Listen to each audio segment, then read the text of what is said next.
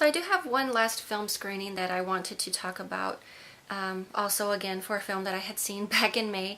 This was for the 2014 film Gunwoman, which was directed by Kurando Mitsutake, which was an extremely crazy and amazing film. I really loved this movie.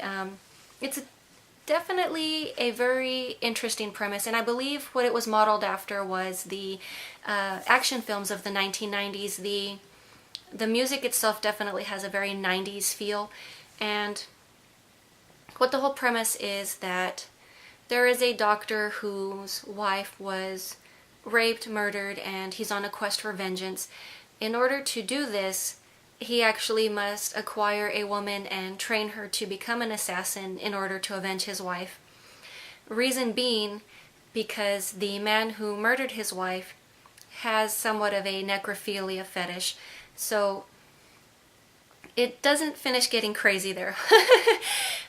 What he does is he trains this woman to become an assassin. Obviously she was a bought woman, so he has no interest in using her as a prostitute.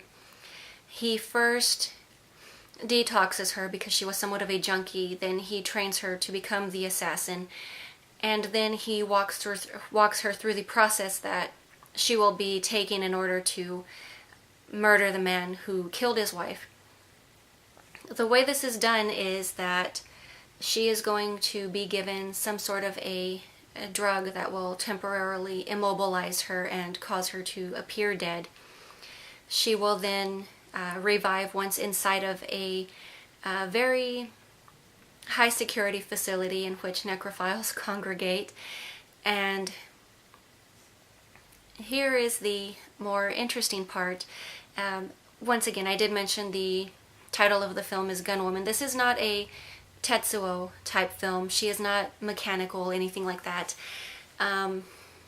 What must actually be done, because the bodies are inspected before they're brought into the facility, the doctor or the man who trained the female assassin has an inside man that is helping smuggle the woman into the facility with some weapons. So in parts of her body, she has hidden parts of a gun.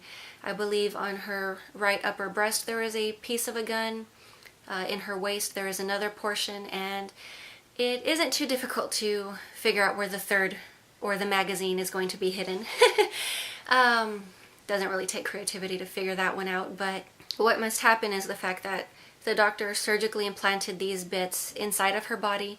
She must tear the stitching in order to retrieve the gun, put it back together, and make her kill. I believe she was given 3 bullets, if I remember correctly.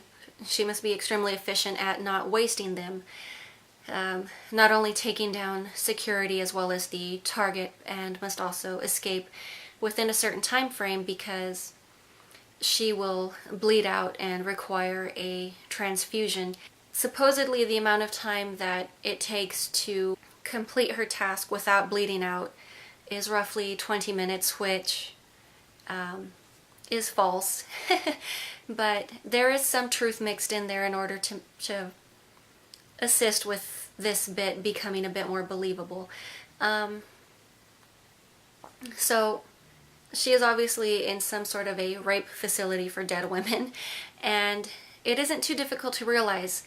The ending half of the film, roughly the last 30 minutes or so, you are ogling a bloody naked woman murdering people, which, aside from the nudity part, that is extremely awesome. Just all of the action that's in it. It's very high testosterone type film, and to my knowledge the film still has not received or found a distributor, but I definitely do hope that it does find one.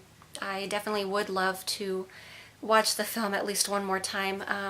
Definitely would love to get the word out on this film. I definitely loved it. I really do hope that it does find a distributor, and for those of you who have been lucky enough to see screenings of the film, I would definitely love to share thoughts with you.